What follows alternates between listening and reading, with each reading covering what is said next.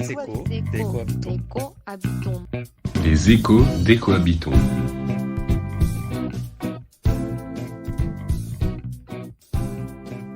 L'écologie, c'est une question de relation à l'environnement. Le discours qu'on lui porte, les savoirs qu'on en a, les actions qu'on y mène, les interactions que l'on cultive. Il n'existe pas qu'une seule et unique vision d'un environnement. Il n'existe pas qu'une seule et unique vision de la nature. Il n'existe pas qu'une seule écologie. L'idée d'une nature simple et unique, constituant la toile de fond, en somme, devant laquelle se développe la vie sociale, est une notion qui est périmée. Qui sont alors les acteurs qui rendent ces relations plurielles ? Quelles sont leurs pratiques écologiques ? Que proposent-ils de leur côté pour penser autrement l'écologie ?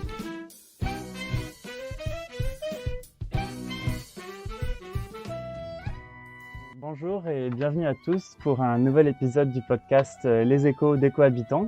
Donc je suis Amaël, votre chroniqueur pour cet épisode, et je suis aujourd'hui avec Maïka Sandarji. Donc, bonjour Maïka. Bonjour. Donc Maïka, tu es professeure adjointe à l'École de développement international et de mondialisation de l'Université d'Ottawa. Tu es donc chercheuse en sciences politiques et tu es auteure, puisque tu as publié donc en fin d'année dernière ton premier livre, je crois. Oui, premier livre. Et donc, il s'intitule « Perdre le Sud, décoloniser la solidarité internationale », dont je conseille donc à toutes et à tous la lecture et sur lequel nous allons discuter aujourd'hui. Mais avant cela, j'aimerais te poser une question. Je voulais savoir d'où était venu cet intérêt pour la solidarité internationale et cette approche assez critique, je pense qu'on peut dire ça comme ça, que tu as sur le sujet. Écoute, c'est une grande question. Je pense que ça vient notamment de ma positionnalité. Puis je pense que les gens devraient se demander davantage d'où ils viennent, comment ça influence leurs idées. La famille de mon père est malgache, d'origine indienne.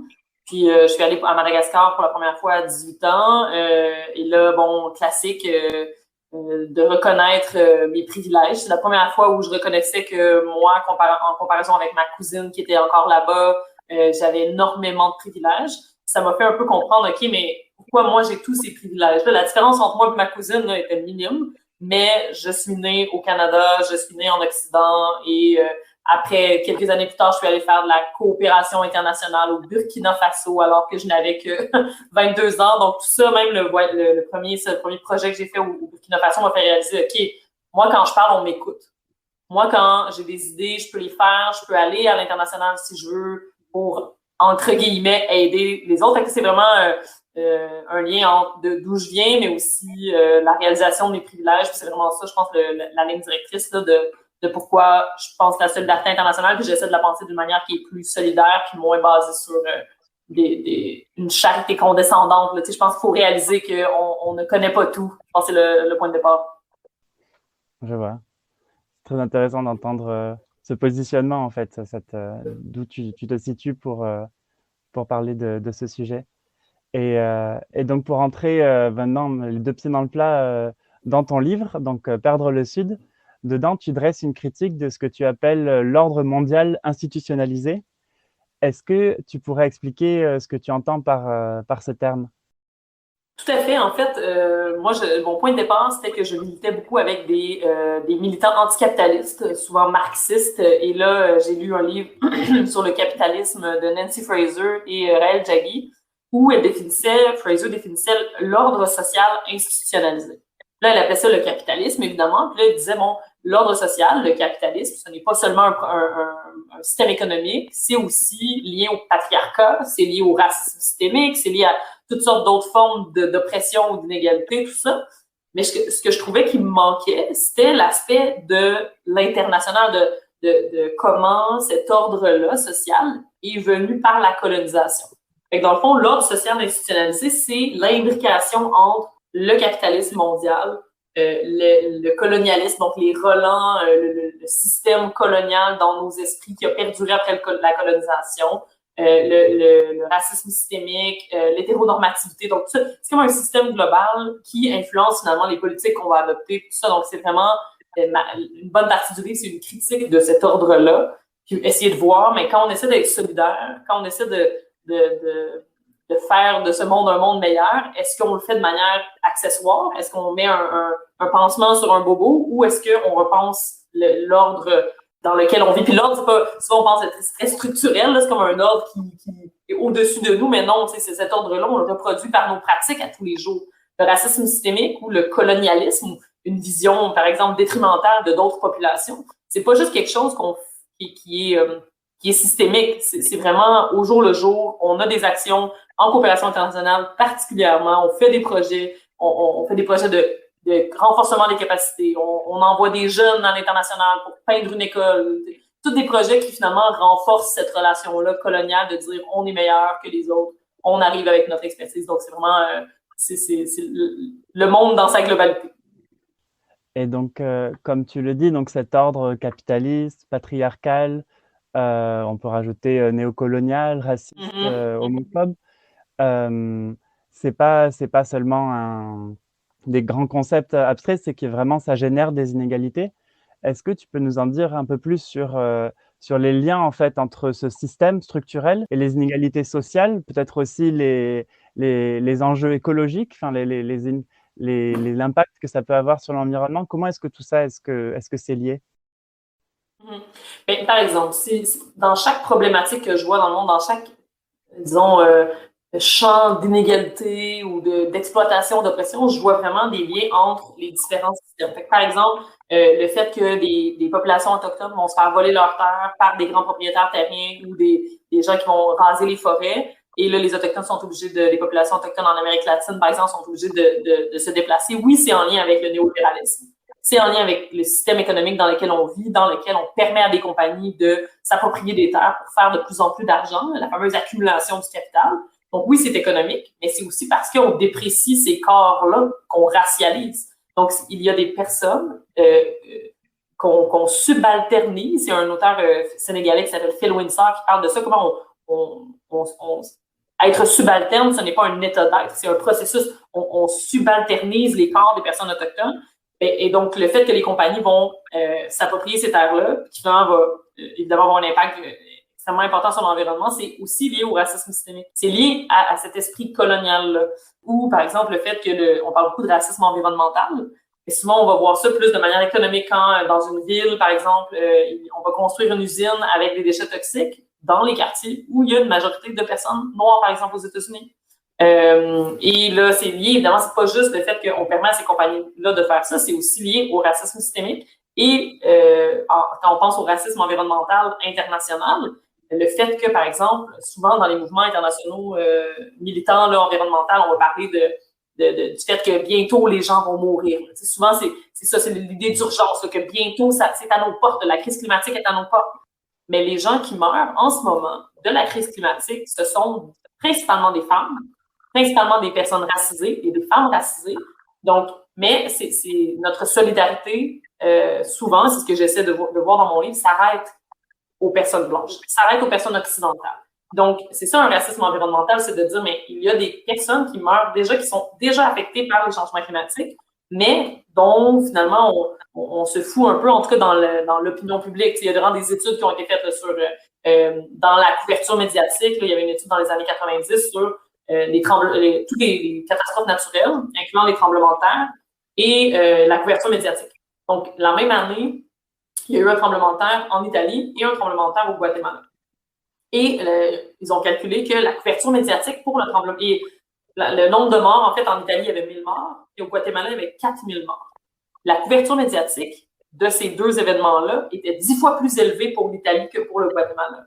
Donc, on a vraiment une solidarité pour les corps qui nous ressemblent, des gens qu'on associe à notre nation, finalement, même si c'est une nation imaginée, la fameuse Imagined Communities de Anderson. Donc, c'est cette idée-là qu'on va avoir une solidarité plus grande avec des gens qui nous ressemblent qu'avec des gens qu'on racialise. Puis ça, c'est un impact environnemental qui, finalement, a un impact dans notre solidarité. C'est vraiment pour ça que c'est relié. Tu sais, la crise climatique, en ce moment, est racialisée. Il y a des impacts différents, dépendamment de si tu es né en Occident, de si tu es né dans le Sud global. Quand il y a souvent, quand il y a des famines dans la corne de l'Afrique, par exemple en Somalie ou au Soudan du Sud, on va dire « Ah, mais la cause, c'est la crise climatique ou la cause, c'est la sécheresse. Mais est-ce que c'est vraiment la sécheresse ou le fait qu'il y ait des inégalités économiques? Parce que la dernière, en 2018, je pense qu'il y avait la famine en Somalie, mais il y avait aussi la plus grande sécheresse en Californie depuis les 500 dernières années. Mais personne, il y a eu 0 mort. Alors qu'en Somalie, il y a eu des milliers de morts. Donc, les changements climatiques, selon moi, ne sont pas quelque chose la crise climatique n'est pas quelque chose de neutre. Un peu comme un virus, ce n'est pas quelque chose de neutre, ça n'affecte pas tout le monde de la même manière. Il faut voir qui ça affecte, de quelle manière. Puis ça, c'est des divisions internationales, des inégalités internationales qui ont été créées par la colonisation. Donc, c'est pour ça que je pense de comprendre la crise climatique comme étant liée au capitalisme, mais aussi comme étant liée au racisme systémique, comme aussi étant liée au patriarcat, parce que les femmes vont être aux premières loges souvent des événements, des crises, des désastres environnementaux. Donc, je pense que c'est vraiment essentiel pour la lutte.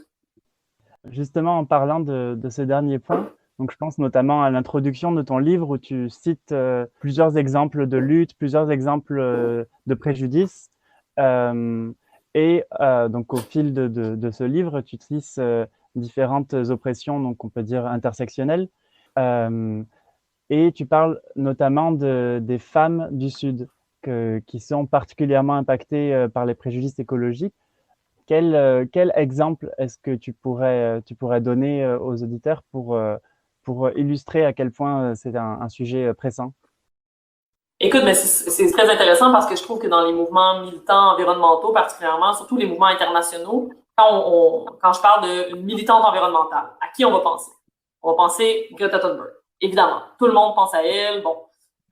Mais finalement, qui sont les femmes qui se battent au jour le jour contre à la fois des multinationales qui veulent exploiter la terre ou exploiter l'environnement, contre qui doivent bâtir un monde résilient contre les changements climatiques. Donc, ces femmes-là, c'est des femmes autochtones, c'est des femmes du Sud global. Tout le monde connaît Greta Thunberg, mais très peu de personnes ont entendu parler de Autumn Pelletier, par exemple. Pour moi, c'est pour ça que je trouve l'environnement, à la fois la crise climatique, mais aussi le militantisme environnemental doit être vu sous une lentille antiraciste. Puis, par exemple, il y avait un événement très intéressant, une photo qui avait été prise de Greta Thunberg à côté d'autres jeunes militantes là, européennes, je pense de Suède. La photo était prise en Suisse et la photo, l'Associated Press aux États-Unis avait coupé la photo pour enlever Vanessa Nakate, qui était une des jeunes militantes qui était présente à ce moment-là, qui est une Ougandaise, une militante environnementale qui est aussi jeune que Greta Thunberg, mais qui aussi se bat depuis longtemps dans son pays contre la crise climatique. Et finalement, on a coupé Vanessa Nakate de la photo parce qu'une femme noire, comme ça, une jeune femme noire, ça ne cadrait pas avec notre image de qu'est-ce qu'une militante environnementale. Là, alors que quand tu te mets à chercher un peu, tu réalises que des figures environnementales du Sud global, des femmes racisées, des femmes autochtones, il y en a à la pelletée.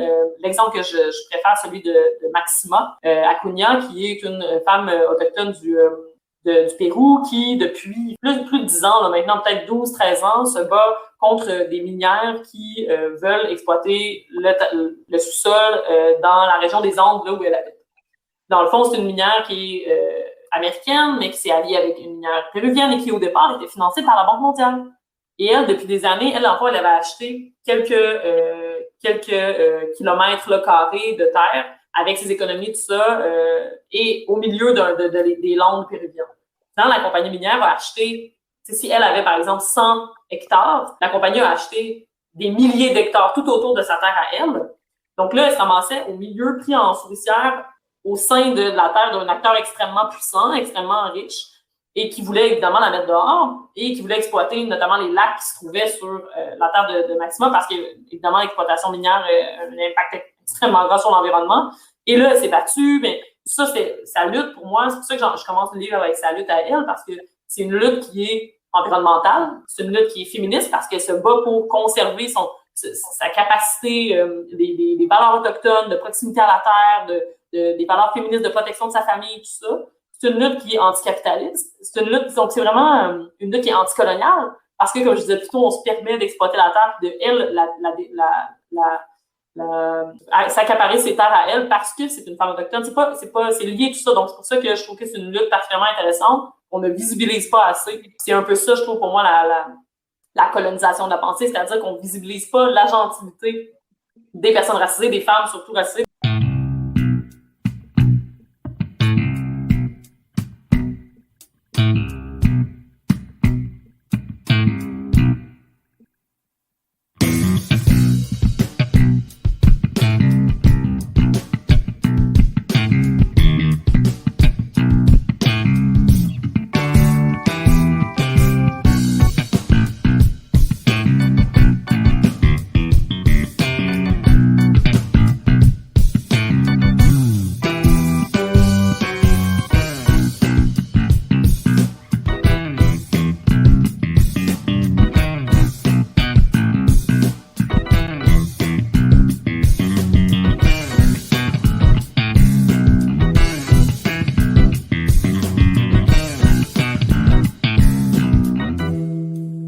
souvent dans les luttes écologiques ou sociales, on va entendre parler donc d'intersectionnalité, surtout pour parler de genre, de race, donc au sens sociologique, ou de classe. Dans ton livre, tu parles aussi énormément du rapport nord-sud. Est-ce que pour toi, c'est un prisme de plus à ajouter à cette vision intersectionnelle? Et comment est-ce qu'il s'agence, selon toi, aux autres facteurs? C'est très intéressant parce que le cadre intersectionnel, souvent, si on voit ça en termes de prisme ou en termes de couches, donc il y a ça, il y a ça, il y a ça, il y a ça, il y a ça. Oui, c'est vrai, quand on regarde l'identité, tout ça, on est un mix, une intersection d'identité. Moi, je préfère le voir de manière plus en suivant des auteurs, par exemple, de la colonialité du pouvoir, qui vont parler du capitalisme racialisé ou qui vont mettre de l'avant comment le colonialisme, c'est pas seulement une autre forme d'oppression, mais c'est à la base. Donc, c'est pas qu'il y a le capitalisme et il y a le racisme systémique, ou c'est pas qu'il y a le capitalisme et il y a le colonialisme. Il s'agit d'un capitalisme colonial. Il s'agit d'un capitalisme racialisé. Il s'agit d'un patriarcat racialisé. Donc, il y a pour moi, c'est des structures d'oppression, d'exploitation et de dépossession qui se traversent les uns les autres et qui se permettent les uns les autres. Après ça, c'est de savoir, bon, lequel est prioritaire ou lequel disons, apparu en premier historiquement ou bon, tout ça. Je sais pas à quel point c'est utile pour moi si je peux expliquer que, par exemple, le racisme vient avec la colonisation. Parce que avant la colonisation, il y avait beaucoup de xénophobie. Dans le fond, avant la période de la colonisation puis de l'esclavage, il y avait de la haine entre les peuples, il y avait de la peur même entre les peuples, dépendamment, mais c'était pas lié à la couleur de la peau. C'était pas lié à des races qu'on associait, des races sociologiques, évidemment.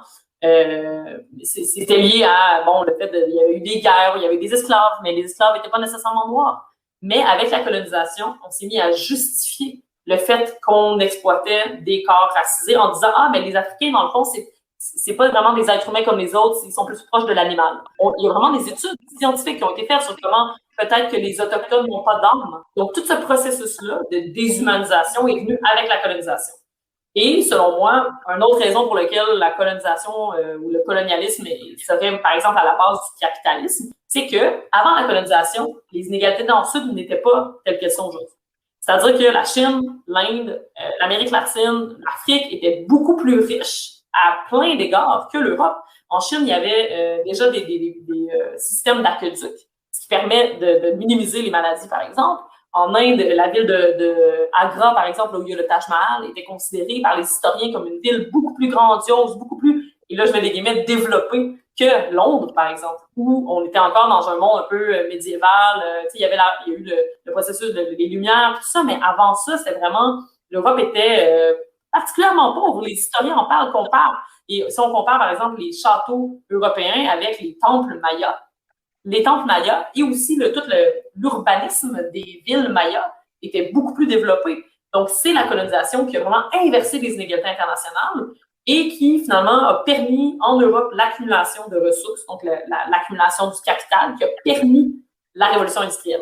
Donc, souvent, quand on pense au capitalisme, c'est pas juste ce qui s'est passé en Europe, c'est pas juste les enclosures, c'est pas juste le fait qu'on a eu une révolution industrielle. Cette révolution industrielle-là, le fait qu'il y a des gens en Europe qui ont pu accumuler assez d'argent pour bâtir des usines, cet argent-là venait d'esclaves, de pillage de ressources en Amérique latine, de vol de ressources en Chine. Donc, c'est vraiment, c'est pour ça que pour moi, la colonisation, pas que c'est prioritaire, là, je veux pas dire ça, mais le système est vraiment colonial dans son ensemble. Il faut comprendre historiquement comment ça c'est venu, puis comment, finalement, la crise climatique, est comme un peu créée par le capitalisme, mais vient d'abord de la colonisation aussi. Il faut comprendre l'histoire de tout ça. Intéressant. C'est ce système entier qu'il faut prendre en compte pour le changer finalement. Et c'est vers là que j'ai envie d'amener la discussion, parce que dans la deuxième partie de ton livre, tu proposes de repenser la solidarité internationale et tu proposes donc le concept de solidarité radicale et qui s'appuie donc, pour te citer, sur un internationalisme méthodologique, un universalisme politique et un féminisme décolonial. Est-ce que tu pourrais revenir un peu sur tous ces concepts que tu développes dans cette seconde partie de ton ouvrage? le concept que j'amène, qui était d'ailleurs censé être le titre du livre au départ, mais ça faisait un peu trop académique, c'est l'internationalisme radical. Donc, c'est vraiment cette idée-là de reconstruire notre solidarité à l'autre. Fait que l'internationalisme méthodologique, c'est de voir comment les dynamiques internationales font partie de nos vies. Ça, c'est une sociologue, Saskia Sassen, qui en parle de comment elle dit la mondialisation, c'est pas seulement l'international, la mondialisation fait partie du local.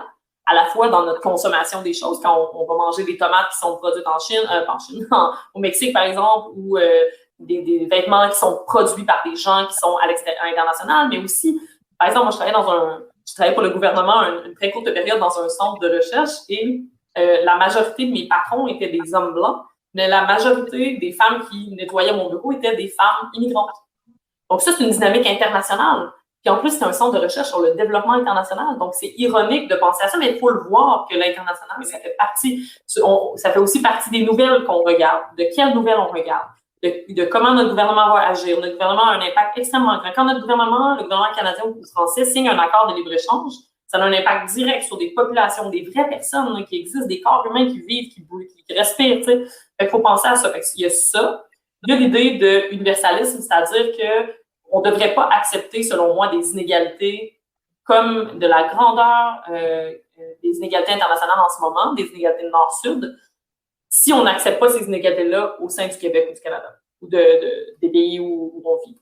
Parce qu'il y a des personnes riches au sein de nos pays, clairement, en France, par exemple, mais ces personnes-là, entre la personne la plus riche en France et la personne la plus pauvre en France, disons le plus pauvre des travailleurs, par exemple, des travailleuses, la différence n'est pas aussi grande proportionnellement que la différence entre la personne la plus riche en France et la personne la plus pauvre au Brésil.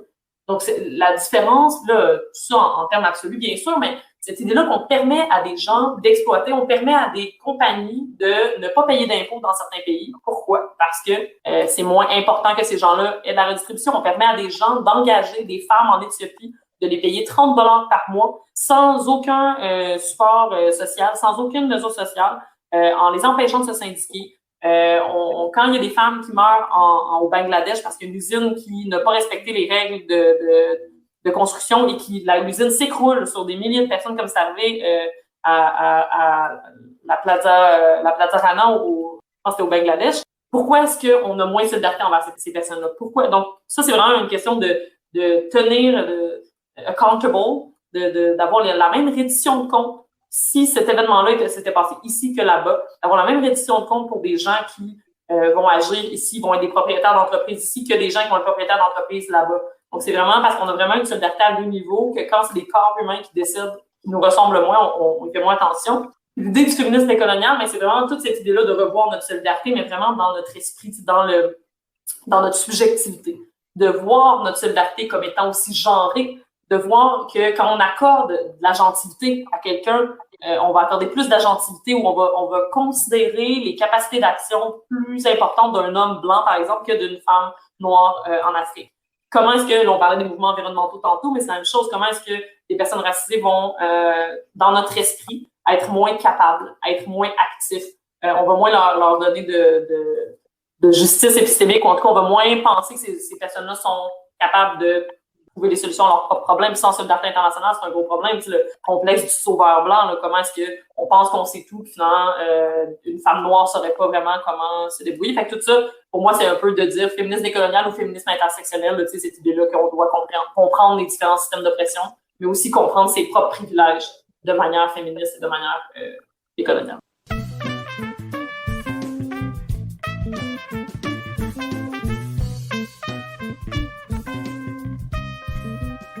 J'aimerais maintenant amener la discussion vers la fin du livre, donc où tu proposes un véritable plan d'action avec beaucoup d'idées de ce qui pourrait être fait, et tu mentionnes l'importance des mouvements sociaux transnationaux. Donc, tu cites notamment le mouvement DAWN, donc Development Alternatives with Women for a New Era, le regroupement ATTAC aussi. Alors moi, je voulais te demander, alors plutôt sur le point de vue environnemental, mais pas que. Est-ce qu'il y a des mouvements, selon toi, qui est à suivre de près? Est-ce qu'il y a des mouvements dont tu notes qui font changer les choses? Et pourquoi est-ce que le transnationalisme c'est important pour faire changer les choses? Ben, ça, c'est vraiment un point important de mon livre, je pense, c'est que moi, je parle plus du niveau multilatéral, c'est-à-dire les organisations internationales, comment les relations entre plusieurs pays, les accords internationaux, tout ça, mais ça a l'air vraiment détaché. Mais au final, comment est-ce qu'on fait pour changer ce type de pratique-là? C'est par la pression politique qu'on peut opérer au niveau des mouvements sociaux, puis les relations qu'on peut avoir entre mouvements sociaux. Fait que, par exemple, historiquement, le Forum social mondial a été un forum ou un espace, en tout cas, de discussion qui a amené énormément d'idées par rapport au militantisme environnemental. Ici, on a La planète s'invite au Parlement, on a toutes sortes de mouvements qui, d'ailleurs, étaient beaucoup plus, disons, à la fois visibles et beaucoup plus, selon moi, sont beaucoup plus importants que quand on décide d'attendre le fameux sauveur, là, le Deus ex machina. D'attendre que Greta Thunberg nous dise quand est-ce qu'on va faire une manifestation, selon moi, c'est pas la méthode à adopter. Puis ici, au Québec, en tout cas, j'ai plusieurs mouvements vraiment grassroots qui s'organisent et qui font un travail de reach out, là, de vraiment grassroots auprès des gens, puis qui organisent des événements qui sont extrêmement importants. Puis je pense qu'on doit davantage se fier à ces mouvements-là et faire des liens entre les mouvements. Puis aussi, je me souviens pas du nom, mais un mouvement environnemental, décolonial, qui fait vraiment, qui amène cette vision-là intersectionnelle de l'environnement, puis qui fait des liens avec des mouvements environnementaux du Sud, puis des mouvements autochtones, par exemple, dans le Sud global. Donc, il y a Progressive Internationalism, il y a Survival International, qui est vraiment un organisme incroyable qui fait du travail de visibilisation du colonialisme vert. Cette idée-là que souvent, pour protéger l'environnement, ce qu'on va faire, c'est qu'on va déplacer des populations autochtones pour faire en Afrique, par exemple, des terres vierges, des grands parcs nationaux vierges, dans cette idée-là que dans notre image de l'Afrique comme étant cette terre vierge et sauvage, alors que c'était des gens qui habitaient là. Donc, c'est des pratiques, finalement, c'est de la colonisation, littéralement, mais sous des couverts environnementaux. Même chose au Canada, là, quand on impose à des pêcheurs Micmac des quotas de poissons, alors qu'au final, on leur a volé leur terre, leur gagne-pain, on leur a volé l'eau, on leur a volé les ressources. Donc, puis on leur dit non, mais il faut protéger l'environnement maintenant. T'sais. OK, mais c'est très colonial de penser que, en tout cas, déjà qu'on sait mieux, parce qu'on devrait s'inspirer davantage des connaissances des populations autochtones, surtout, en fait, principalement par rapport à l'environnement.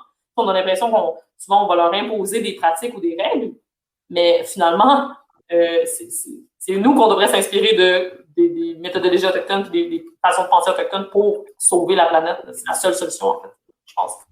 Et justement, donc toujours sur ce chantier d'action qu'il peut y avoir sur la justice environnementale, quels sont, selon toi, les gros chantiers à suivre? Ben, tu vois, moi, encore là, je me situe davantage au niveau multilatéral. Donc, je pense que le fait que les États-Unis sont revenus dans l'accord de Paris, je pense que ce type d'accords-là sont nécessaires. C'est pas la seule solution. Évidemment, ça va se faire aussi au niveau local.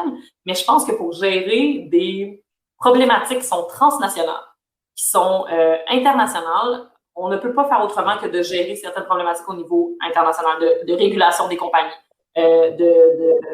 pas juste des petits accords là, de réduction des gaz à effet de serre. On va acheter le G7 là, était zéro émission.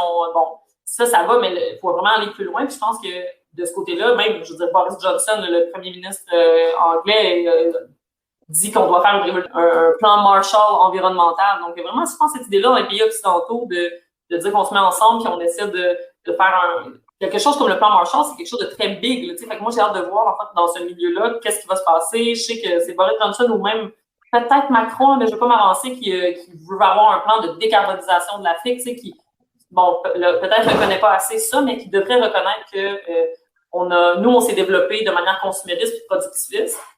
Mais là, maintenant, on est là, puis un peu comme quand on parlait du colonialisme vert, là, on dit à des pays du Sud global qui ne se sont pas développés comme nous, de qui c'est pas la faute que la planète est détruite. On leur dit, mais il ne faut pas que vous produisiez avec du charbon, il ne faut pas que vous produisiez avec du carbone, il ne faut pas que vous produisiez de CO2.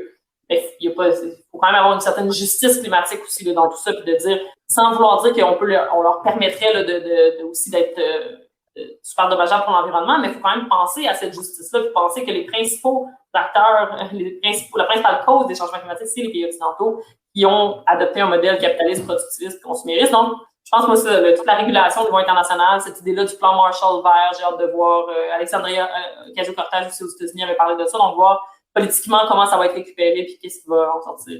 Ça va être à surveiller. Je vois.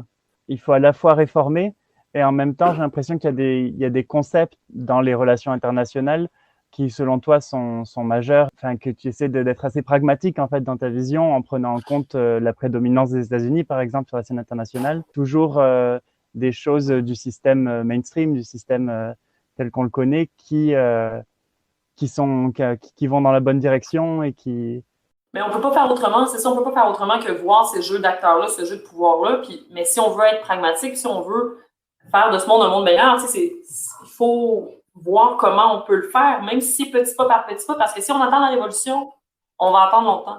C'est difficile parce que c'est vraiment une ligne mince sur laquelle j'essaie de marcher, c'est-à-dire j'essaie de bâtir un projet politique qui serait post-capitaliste, qui serait décolonial, qui serait féministe. Ça, c'est vraiment un gros mandat. Mais après ça, j'essaie de voir, OK, comment est-ce qu'à court, moyen terme, on peut y arriver?